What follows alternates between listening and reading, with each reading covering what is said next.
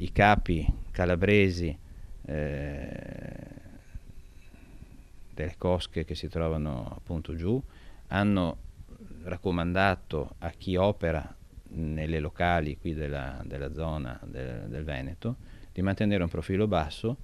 perché non vogliono attirare l'attenzione delle forze dell'ordine. Durante i processi lo hanno raccontato i collaboratori di giustizia, l'ordine dalla Calabria e di agire con discrezione. E in effetti di 'ndrangheta in Veneto si parla ancora molto poco, ma l'attività economica in Veneto dell''ndrangheta ha già da tempo perso i contorni della semplice infiltrazione per evolversi in un vero e proprio radicamento della criminalità organizzata di stampo mafioso. Sono degli indicatori che sono molto significativi del fatto che qui è molto attrattiva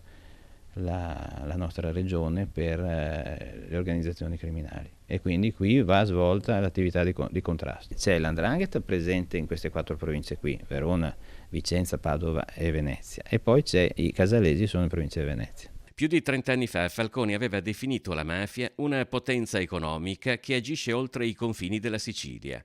Ebbene, in Veneto operano 464 aziende di terza fascia, cioè con un fatturato sopra i 100 milioni di euro, in Sicilia solo 36.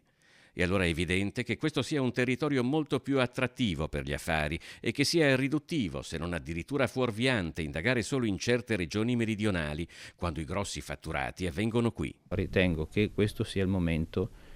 visto che domani saranno presenti il sottosegretario alla giustizia